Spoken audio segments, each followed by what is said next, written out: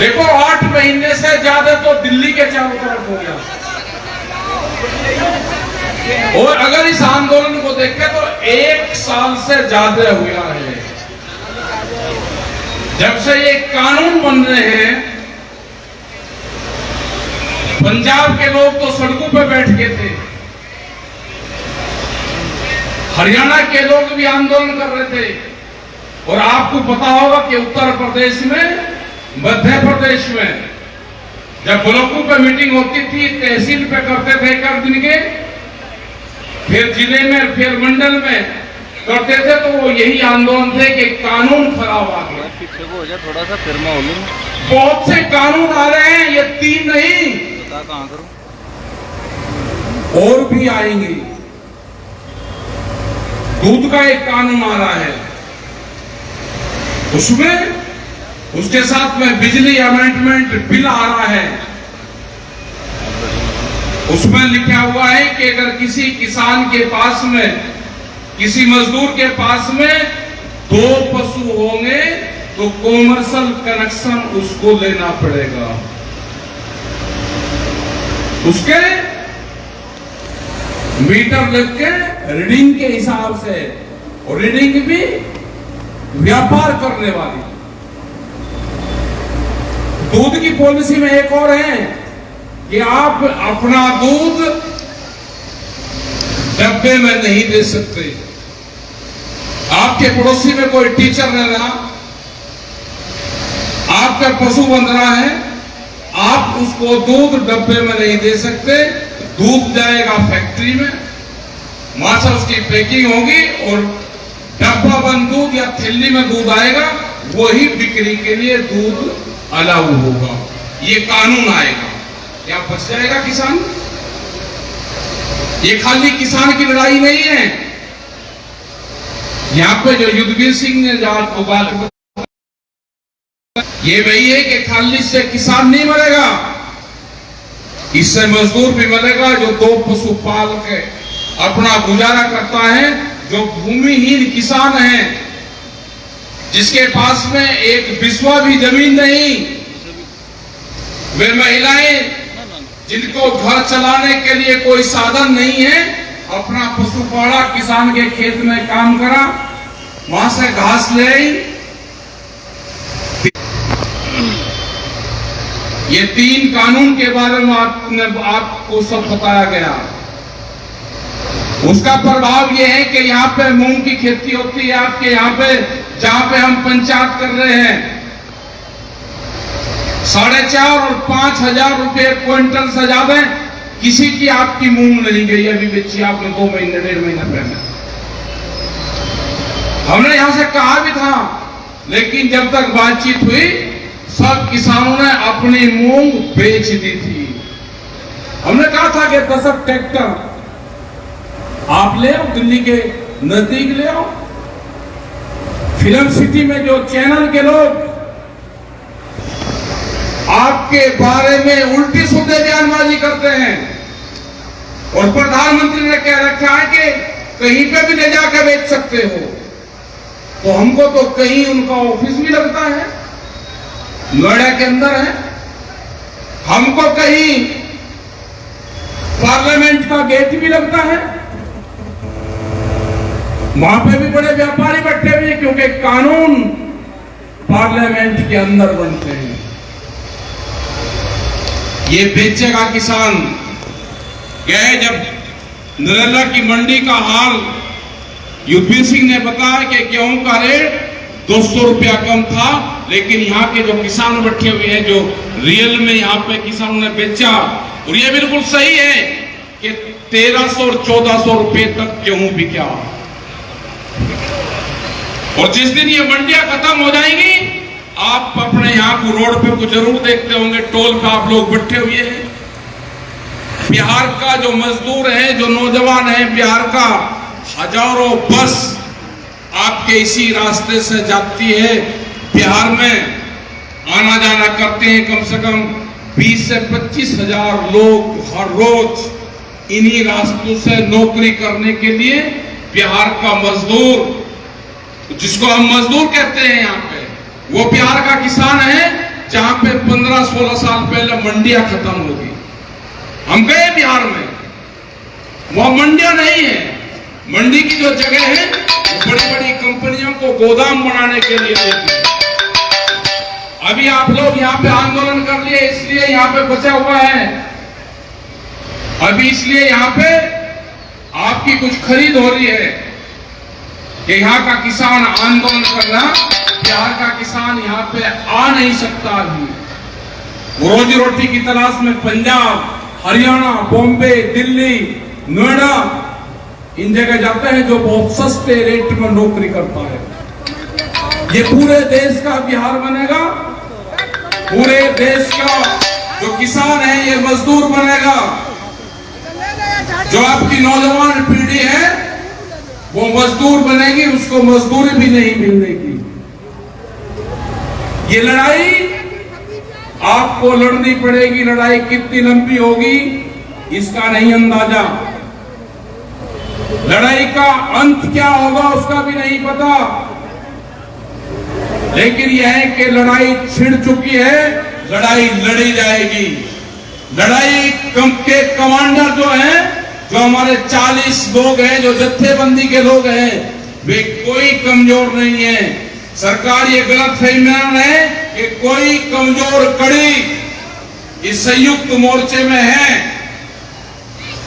लड़ाई का मजा तो अभी का आएगा जिस लड़ाई के 40 योद्धा हो, जिस लड़ाई के करीब 550 किसान संगठन पूरे देश के हों।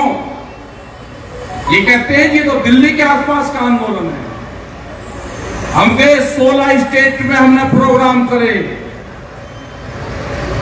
सब जगह आंदोलन चल रहा है। जो भी संयुक्त मोर्चे की कॉल होती है उस पर पूरे देश पे आंदोलन होते हैं। लोग ट्रैक्टर लेके आंदोलन करते हैं। आप जो भी कहोगे उसका पूरा देश उसको फॉलो करता है। लेकिन उनकी नजर यह है कि दिल्ली में जो आंदोलन चल रहा वो आंदोलन कमजोर नहीं होना चाहिए। हमारे गोरखपुर से, जो पूर्वांचल से हमारे लोग आते हैं, उनके घरों पे पुलिस बैठ जाती है, जाके उनको आने नहीं देते। अगर रिजर्वेशन भी करवा लिया ट्रेन के अंदर तो कैंसिल कर देते हैं, उनके पता चलते हैं। वहां के और थानेदार को ये हिदायत है कि कोई भी संगठन का आदमी दिल्ली के आंदोलन में ना जा पाए। रेलवे स्टेशन से बाहर भेजे जाते हैं। छुप के लोग आपके आंदोलन में आते हैं यहाँ पे, लेकिन लोग आते हैं, उनको जुनून है, वे लोग आते हैं। एक बड़ी लड़ाई जो 5 तारीख होगी, आने वाली 5 तारीख अगला महीना 5 सितंबर मुजफ्फरनगर में संयुक्त मोर्चे की पंचायत रखी गई है। उसमें पंजाब, हरियाणा, राजस्थान, उत्तर प्रदेश, उत्तराखंड, हिमाचल, वो एक आंदोलन की शुरुआत होगी। वहां से आगे की रणनीति वहां पे तय होगी। अगर ये आंदोलन मजबूती से नहीं लड़ा गया तो जमीन नहीं बचनी। जमीन यहां पे आपने देखी कि सड़कों के लिए जमीन अधिग्रहण होती है, आपने देखे कॉलोनियों के लिए होती है, लेकिन गुजरात के अंदर जमीन खेती के लिए अधिग्रहण होती है। 60 गांव की जमीन जहां पे आम की खेती होती है वो रिलायंस कंपनी को दी गई। 60 गांव की जमीन अधिग्रहण करके कोई बोलने वाला नहीं है गुजरात के अंदर। गुजरात में कोई आंदोलन नहीं है, वो एक अकेली पुलिस स्टेट है, उसको पुलिस चलाती है वहां पे। सब वहां पे कुछ कानून खतरनाक हैं, उनकी सारे तथ्यों की जानकारी कर रहे हैं। ऑथेंटिक रिपोर्ट हमारे पास में आ जाएगी। उसमें यह भी है कि मृतक आश्रित में अगर किसी का बाप मर गया, विरासत कामने में उसके बच्चों को जमीन जाएगी तो स्टाम्प लगते हैं। ये पूरी रिपोर्ट एक बार हम मंगवा लें उसकी कि क्या क्या कितना लगता है, क्या लगता है। लेकिन वहां के गुजरात के लोगों ने बताया कि पूरा स्टाम्प लगता है जैसे जमीन खरीदती। तो कैसे किसान जिंदा रहेगा? वहां पे यह भी पता चला है कि एक किसान अगर जमीन यहां पे बेची तो 6 किलोमीटर के क्षेत्र में ही किसान जमीन खरीद सकता है, उसके बाहर वो जमीन नहीं खरीद सकता। अगर ये गुजरात मॉडल पूरे देश में लागू होगा तो क्या होगा इस किसान का? ये धीरे धीरे आपकी जमीन ले जाएगी। किसान अपनी जमीन कर्जे के ताला दब के छोड़ देगा। तो हमको भाव चाहिए, कर्जा नहीं, भाव चाहिए। ये आंदोलन का हिस्सा रहेगा। आपको लड़ाई मजबूती से लड़नी पड़ेगी। जो लोग यहां पे हैं, अगर हमने कर्नाटक में जाकर कहा कि कर्नाटक में ट्रैक्टर लेके आप आना, ट्रैक्टर में बैठ के आप आना, तो मुकदमे दर्ज हुए। कहा कि ट्रैक्टर का नाम क्यों ले दिया? और ट्रैक्टर इनको ऐसा दिखता है कि ट्रैक्टर का किस चीज का नाम ले दिया? बगैर ट्रैक्टर के खेती होती है? बगैर ट्रैक्टर के कोई आंदोलन होता है? उसमें मुकदमे। हमने लखनऊ में गए, ये कहा कि आंदोलन होगा, आलू का किसान पूरा बर्बाद है देश उत्तर प्रदेश में, बाजरे का किसान बर्बाद है, गेहूं मूंग मोट का किसान बर्बाद है, पूरे दालों का किसान बर्बाद है, धान गन्ना इनका सबका बर्बाद है किसान। कहा कि लखनऊ में आंदोलन नहीं होगा, राजधानी है लखनऊ, आंदोलन कहां करेंगे? आंदोलन लखनऊ में भी होगा अगर किसानों की समस्या का समाधान स्टेट गवर्नमेंट नहीं करेगी तो आंदोलन उसी प्रदेश की राजधानी में भी होगा। वहां का किसान बैठा भी आए तैयार पूरा। जो किसान दिल्ली नहीं आ सकता वो किसान वहां पे आंदोलन करेगा। इस आंदोलन की खासियत यह है कि बागपत का एक किसान वो अपने गांव के खेत में बैठा आंदोलन करने के लिए, पानी के लिए, तो सरकार वहां तक भी गई थी।